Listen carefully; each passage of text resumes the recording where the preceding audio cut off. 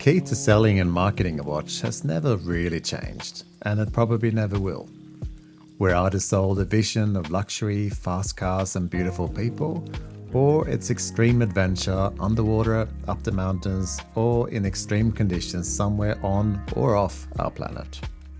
So if you're wanting to launch a tool watch that's fairly plain looking but very well made and wears well, if you're Rolex, you'd call it the Explorer, and loosely tie it to the first men on Everest. But if you're the sister company Tudor, and you are perhaps trying to capture the imagination of those of us that want to buy a watch that, you can actually buy without major hassle, what do? Fear not. There's always an expedition or other that we can call upon. In 1952, Tudor sponsored a British expedition to North Greenland with a range of watches with a name that perhaps do not bring out visions of burly men with frostbitten fingers, the Oyster Prince. Be that as it may, they performed very well in the sometimes extreme conditions, and as a result, the evocative name Ranger was registered by Tudor, and a slightly updated designs came about with Arabics at 3, 6 and 9. The original Ranger inspired another quirky release of Tudor called the North Flag, which never really took off despite a genuinely fun approach. But now we have a relaunch of the original 60s design Ranger in an updated size of 39mm diameter. So has it made me feel like a fearless adventurer in my time wearing it in an unpredictable Melbourne spring? Let's find out. If you can help me in my long-term goal to hit 10,000 subscribers, I'd love a like and subscribe. And if you're already following me, thank you, and may the wind always be at your back and the sun shine warmly upon your face. I think the Ranger has been a little underappreciated since launch, and perhaps it's even flown under the radar a little, particularly with the other superstars of the brand, like the Black Bay and the new Pelagos, always seem to muscle their way into the spotlight. And if you go no further into my video than this, go and try one on. It wears so well. The sizing is spot on at 39mm diameter, 11.9mm thick, 46.9mm lug to lug, and a 20mm lug width. We have no comedy sizing issues here, it's just spot on. If you're one of these people that think 39 is too small, my wrist is on the upper range of sizing at 19cm or 7.5 inches. And since there's no bezel here, but all dial, I urge you again to try one on if you can, but it might cost you. The dial is excellent, by the way. It's all printed numbers and indices, and the lume is fantastic, which I'll return to. The print is precise and beautiful, and holds up to your loop or macro lens just perfectly. What I particularly like is the straight up logo 12 with the shield and Genève, and a very austere model print only above the 6 of Ranger. It's really just perfect for what is a tool watch with no date or complications to speak of. I also like that nowhere on this watch is the water resistance of 100 meters mentioned. It's simply implied that you don't have to worry about your friend on the wrist. Just do what you want to do and assume it'll keep up. Perhaps one problem with the watch is that it does not have the snowflake hour hand that's become a bit of a trademark of the brand.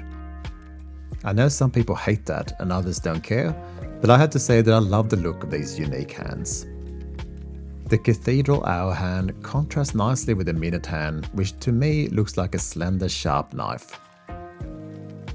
The added personality of the long red syringe on the seconds hand that extends across the numbers and indices all the way to the minute track. It's an odd setup on paper, but in person it just works.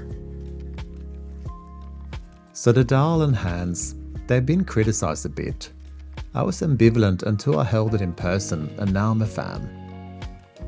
The dome sapphire crystal is beautiful once again, and on some angles offers up some lovely distortions. Glancing down on my watch, with its fixed steel bezel, soft crystal and muscular lugs, it's quite the attractive piece on your wrist, and I will admit, but just this once, that I feel a little like an explorer, despite currently being in my comfortable chair and hugging my microphone, within the comfort of my office that has approximately 0 polar bears in the vicinity. The large crown is easy to grip, pops perfectly when unscrewing, and is signed with a beautiful Tudor rose, which is one of my all-time favorite looking crowns. It's all brushed, which flows through the rest of the case design, which makes so much sense here. The usual perfect Tudor case designs are present here, with a soft wave that hugs your wrists. And whilst there's the odd bevel here and there, nothing is polished. I love this also, since you'll never have the eyesore of scratched polished sections. The one criticism I have, and it's a small one, is that there are overall some sections on both the case and bracelet that are rather sharp. Not cut skin sharp, but still sharp, if that makes sense. In my experience with the brand and its sister Rolex, they make some of, if not the best case and bracelet designs in the world, and they're always easy to adjust yourself with screw-in links. They're always sharp looking, but somehow silky soft in all angles and edges. This bracelet has sharp edges underneath that are not uncomfortable per se, but I noticed it right away when handling the watch. Be that as it may, the clasp is brilliant. It has a wide aperture, so easy to get on and off. The usual Tudor precise ball bearings offers a precise click when closing up, and the new feature to me is the T-Fit quick adjustment, which is easy to use and offers just enough flexibility for a hot or cold day. Beating within the plain case back is the COSC certified MT5402 with a 70-hour power reserve. This is a brilliant movement with a bi-directional rotor system, and I think also worth mentioning here is that Tudor offers a 5-year transferable warranty, which is commendable. Let's check out this Lume.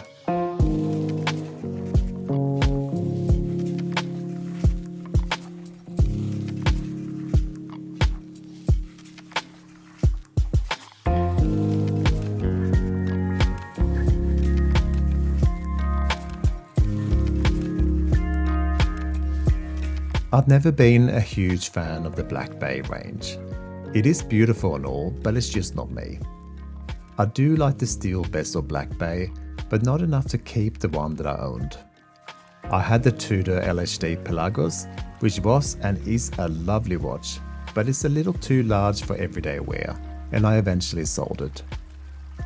I have to say that this Ranger has really grabbed me, to the point where I asked my friend that lent it to me how much he wants for it when he eventually sells it. This is not good news for me, since I just bought what I feel is a long-term owner in my RS65, and money does not sadly grow on trees. The Tudor Ranger is a brilliant everyday watch. It's classic, comfortable, would work with a suit, on the slopes, and dare I say it, climbing mountains, and even sitting on a desk talking away to a microphone. I'm definitely smitten, and if you are as well, I do apologize for the expense in advance. Thanks once again for watching my videos, and I'll see you next time.